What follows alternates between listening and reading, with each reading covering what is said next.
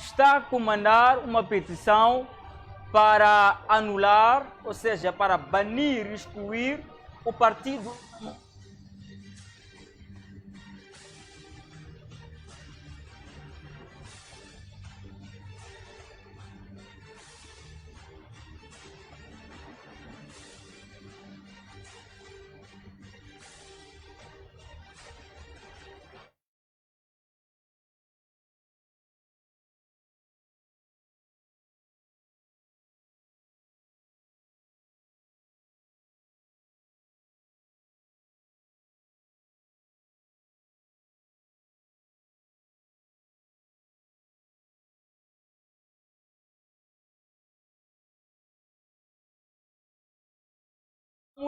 Diz que o partido Venâncio Mondlane não agrega valor.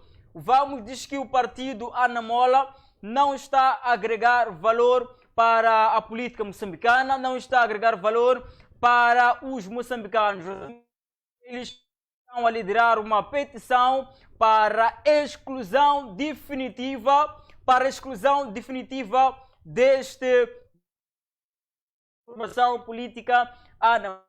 Sabido que o partido Anamola ultimamente está muito ativo, sabendo que não está há muito tempo no mercado político, mas já estão a surgir esses pontos. Está aqui uma petição do Vamos, o movimento político que está, portanto, a liderar uma petição para apagar, para excluir, para banir o partido Anamola. Portanto, são muitas razões que eles deram aqui, mas teremos esta oportunidade de interagir com o porta-voz deste movimento amanhã, quando forem pontualmente 18 horas. Não vamos precisar entender. Eu queria que também um porta-voz ou alguém representante deste partido que nos últimos dias tem sofrido várias, não digamos perseguições, mas casos como estes estão, portanto, neste partido Anamola. E agora vamos olhar em torno do sistema de educação. Vamos olhar para este vídeo e voltamos brevemente para o nosso debate com os nossos painelistas, mas vamos olhar em torno do sistema de educação no país, onde moradores de Matutuine optam por matricular seus filhos no estrangeiro. É uma situação complicada, Pacato. O meu filho sai de Moçambique, vai estudar na África do Sul.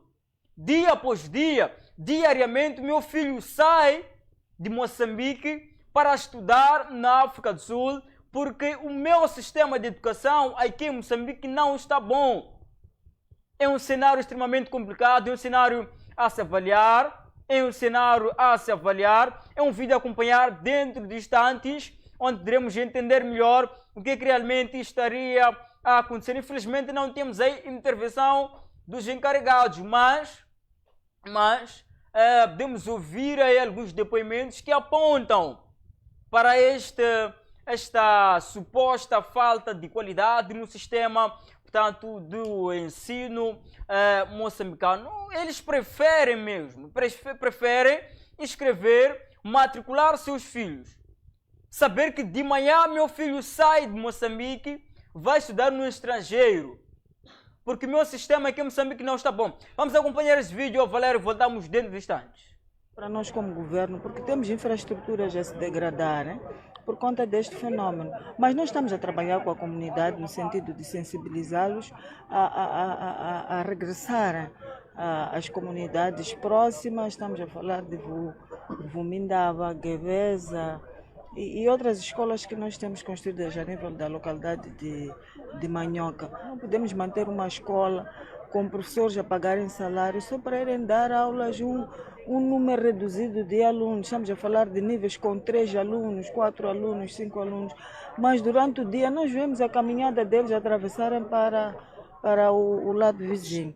Criar condições de formas de carteira, sobretudo naquelas escolas que estão ao longo da fronteira.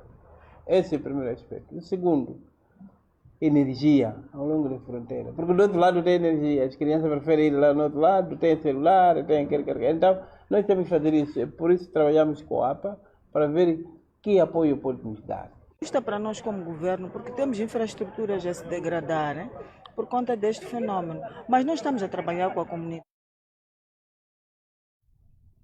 Aí está. A representante do governo aponta para a degradação das infraestruturas. Portanto, não podemos, infelizmente, ouvir os encarregados de educação, os pais, mas aí está a nota, a falta de confiança. Em Matutuine, a falta de confiança para com o sistema de educação moçambicano, razão pela qual leva esses pais de encarregados a escreverem. Eu pergunto, como é que será o final? Como é que será? Vão estudar até quando? E se o sistema, se as infraestruturas locais não estão boas, por que não se faz uma reestruturação para isso? Olha que este cenário assemelha-se a este vídeo. Vamos acompanhar agora, prepara aí, Valério. Assemelha-se a este vídeo onde olhamos uma escola supostamente fundada no ano de 1930. Supostamente. Mas até hoje permanece em condições extremamente precárias. Um caso que nos submete a uma macrocefalia urbana. Um caso que nos submete a uma macrocefalia urbana. Valério, temos este vídeo. Vamos acompanhar este vídeo e depois mesmo voltamos aqui para fazer o juízo com os nossos telespectadores e com os nossos panelistas do dia de hoje. Acompanhem. As saudações são cordiais. Estamos aqui em Nhambane, distrito de Zaval, na escola primária primeiro e segundo graus de Espoala. Podemos ver, o cenário é este, a escola é esta, meus amigos. Não me recordo do ano, mas a data é por aí, 1930, alguma coisa, a fundação da escola. A escola é esta, meus amigos. Eu estudei aqui durante 7 anos, nesse caso de 2012 a 18. As salas são as mesmas, nada mudou, o que muda são apenas os professores. Indo mais adiante, podemos ver o cenário da escola. Temos aqui uma das salas.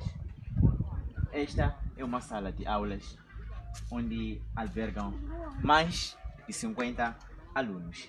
Isto não é um simples tronco, é uma carteira que serve como assento dos alunos. Os alunos sentam-se numa coisa que nem esta. Isto, meus amigos, não é bloco, não é tronco, é uma carteira. Esta escola está no interior de Nhambane. Quem fala é o crescido do Col, daqui da província de Nhambane. Tchau.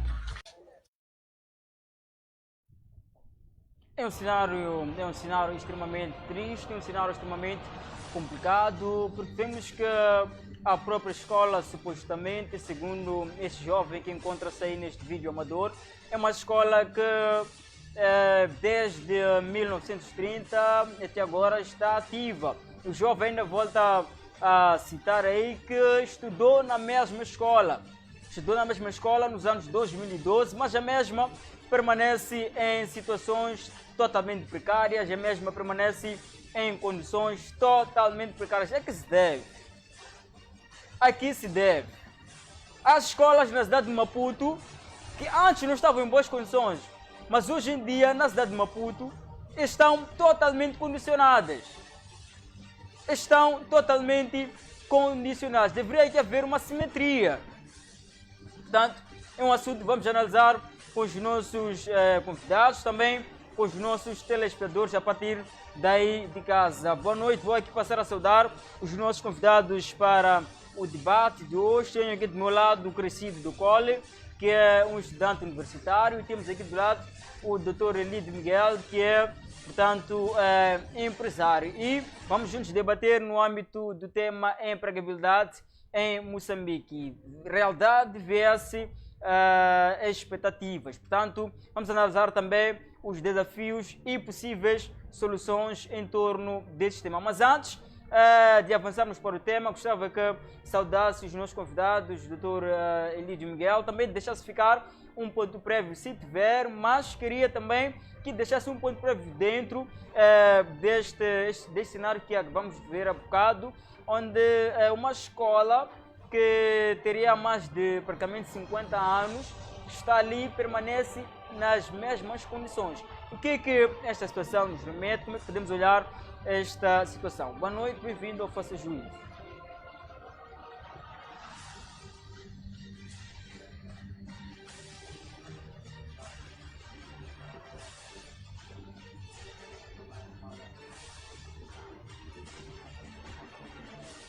Passo para ajustar o microfone. Aí está.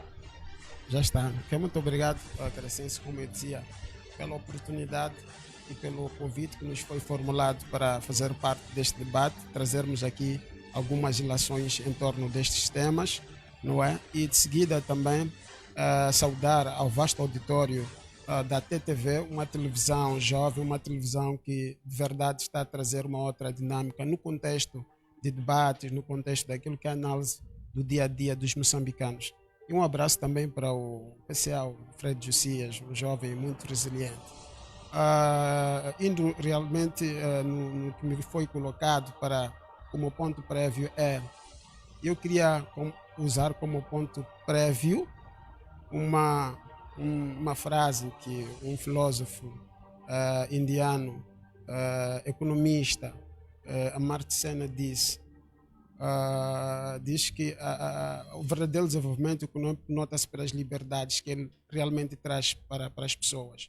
Isto é, se o desenvolvimento não traz a liberdade, então este não é desenvolvimento. Neste caso estamos a falar de uma escola, não é, que realmente está em essas condições em que os moradores preferem passar para um outro país vizinho para poderem irem estudar e gastar mais do que o seu próprio país. Isso nos remete a uma reflexão profunda do nosso sistema de educação, sobretudo no investimento que nós deveríamos fazer enquanto moçambicanos para esse sistema ser credível para próprios moçambicanos. Imagina quando não é credível para nós, imagina para quem analisa de fora. Então é um processo que é necessário uma conjugação de esforços, não é?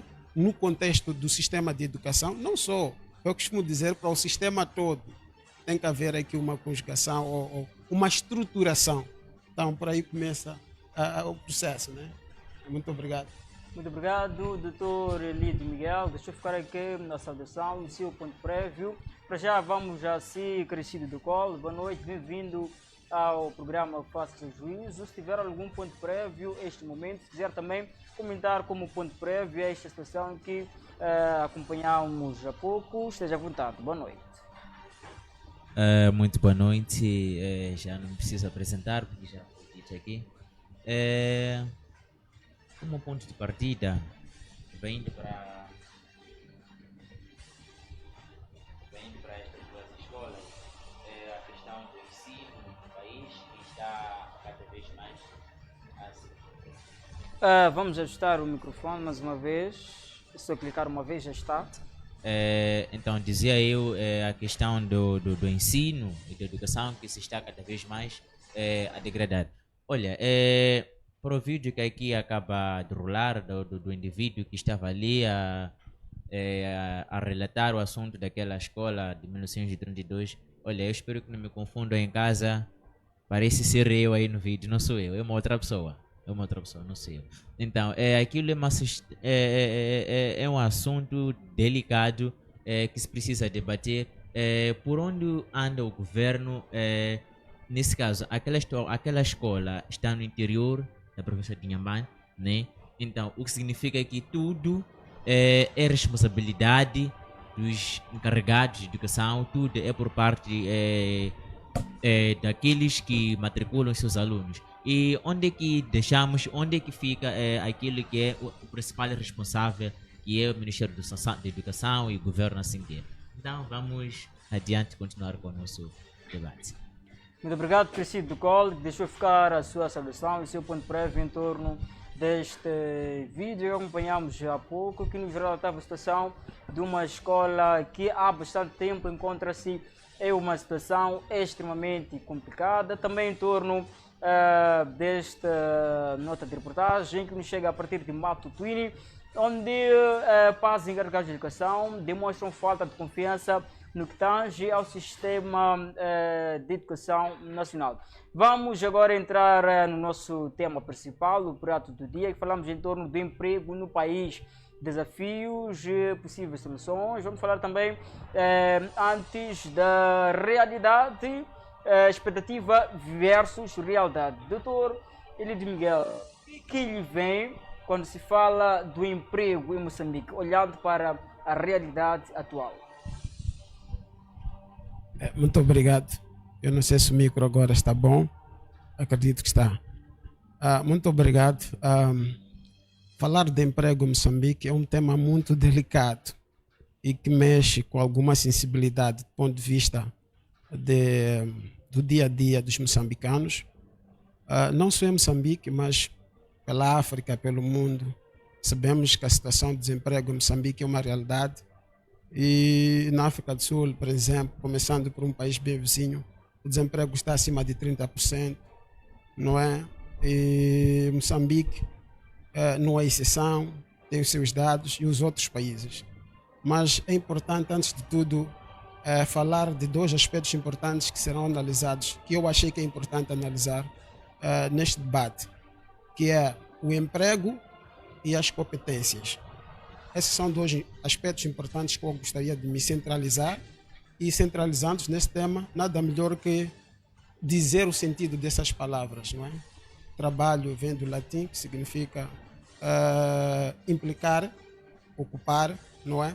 E também competência também vem do latim, é uma palavra que vem do latim, que significa também atribuir uma capacidade. Na verdade, o latim expressa ela como implicar, não é? E significa dar competência, caracterizar um determinado indivíduo. Mas falar disto no contexto moçambicano, temos um dado bastante paradoxo e preocupante no que fala sobre o emprego. Nós temos uma taxa de desemprego de 3 a 7%, uma taxa oficial em Moçambique. Mas temos também um dado que diz que nós temos 85 a 90% da força do trabalho no setor informal. Então, estamos a dizer que nós não estamos em pleno emprego, estamos na sobrevivência econômica. Esses dois dados conflituam do ponto de vista de informação, não é? E ele já cria uma confusão, sobretudo. Então, temos um dado que dá uma credibilidade, mas a realidade é outra. É totalmente diferente. Exatamente. Então, este seria o meu ponto de partida sobre o emprego em Moçambique. E tendo em conta este princípio de análise, estamos a falar que há uma pequena também discrepância do ponto de vista entre aquilo que nós temos como competência e aquilo que o mercado realmente precisa para empregar, ou para dar trabalho, ou para ocupar essa pessoa, tendo em conta o princípio que eu já havia dito. O que é que isso quer dizer? Queremos dizer que temos, de um lado, um sistema de formação a formar pessoas com umas determinadas competências que não estão alinhadas ao mercado. Significa, temos muitas pessoas credenciadas pelas faculdades, temos muitas pessoas formadas pelas faculdades sem emprego, mas também temos muitas empresas que procuram trabalhadores qualificados. Neste caso, há aqui um desalinhamento do ponto de vista. Sim, é aquilo que nós dissemos, não é? Que a teoria do capital humano, ele nos leva ao entendimento de que quanto mais há educação, há trabalho. Doutor Elidio, o que dá a entender aqui é que os centros de formação, portanto, formam, mas sem competências. Quais seriam essas competências que o mercado de emprego realmente precisa? Atendendo para jovens, que um jovem, façamos portanto um exemplo, o jovem formou-se durante 5 anos em engenharia eletrônica. Vai à procura do emprego e ele é desacreditado, não tem competências. Quais seriam essas competências exatamente?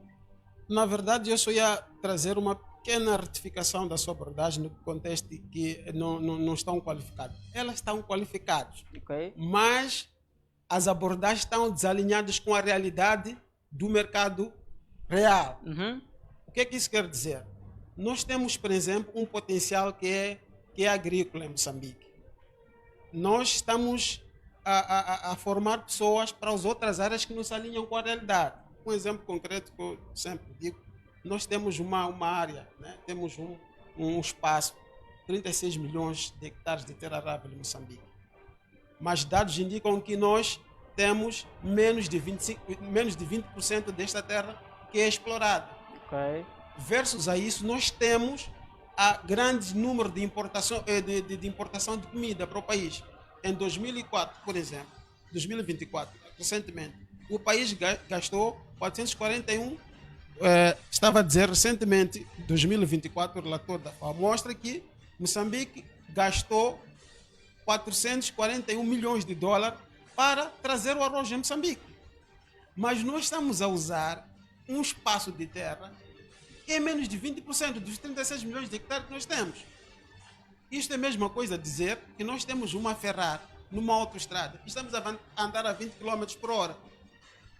Este é um paradoxo. Então, aqui é preciso nós alinharmos bem, não é? Quer dizer, há uma desestruturação total, né? do sistema. O sistema de formação ou de educação, a economia e as políticas públicas não estão alinhadas. O que é que nós sugerimos agora? Nós sugerimos que estas políticas públicas, a economia e a formação sejam alinhadas, a formação seja orientada para o mercado de trabalho. É o que geralmente estamos a trazer do ponto de vista de análise. Certo, muito obrigado, Dr. Miguel Elidio Miguel. Vamos agora ao encontro do Crescido do Cole. Portanto, este tema que nos fala do emprego no país. Quais são os desafios? Qual é a realidade? Quando se fala de emprego no país, qual é a nossa realidade? Quais são os principais desafios e quais são as expectativas? As expectativas de um jovem universitário crescido. Qual é a expectativa do crescido enquanto universitário e qual é a realidade no nosso país após a universidade, a busca do emprego? Pois bem, espero que o microfone me esteja a trair, ok? Portanto, no que concerne ao assunto epígrafe, nesse caso da empregabilidade no país, nós vamos ver que é um assunto extremamente importante, porque, olha, estamos a falar de emprego ligado à educação, nesse caso, porque é mais para a formação juvenil, nesse caso, porque estamos aqui numa camada juvenil, no meu caso, sendo um jovem universitário, olha, a situação de emprego não está tão fácil, não está fácil. Se formos a ver, dos anos passados até cá, há mais universidades, posso-se dizer, há mais formados, não é? Há mais formados no ensino superior, seja no superior, assim como no ensino técnico profissional, mas a questão do desemprego se mantém ou ainda continua a se degradar.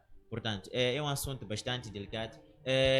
Se formos a ver a questão das empresas, que o senhor aqui acabou de tocar, esta relação entre a empresa e o centro de formação, nesse caso a universidade, naquele contexto em que se exige uma experiência numa empresa, não é, para um jovem recém-formado, não é? Olha, podem dizer assim que contrata-se, por exemplo, na área X, mas tem que ter no mínimo 5 anos de experiência. Olha, vamos nós ver para um jovem recém-formado, não é? Para onde é que vai? Para onde é que vai? Não tem experiência, não é? E o que também, nesse caso, vai meter em algum contexto, em algum momento, a questão das universidades. Eu preciso citar aqui são desafios. Este é um desafio. Exatamente. Para o emprego. Essa desafio. Cobrança de experiência para um jovem inexperiente que, em algum momento, acaba de terminar sua formação, vai à busca do emprego, chega lá, quer uma experiência de 3, 4 anos, é um certo desafio em Moçambique. É um certo desafio. Nesse caso, o que podemos ver é que também as universidades têm a sua responsabilidade de formar, porque o que estamos a perceber em algum momento, não que esteja a querer difamar o ensino superior, né? Mas há aquele caso em que só se forma, só se educa teoricamente, mas aquilo que é a prática, aquilo que é o principal prato, que vai dizer, olha, tu vais a uma certa empresa, tendo em conta que daqui Crescido, vai, mas enfim. poderia falar evidentemente,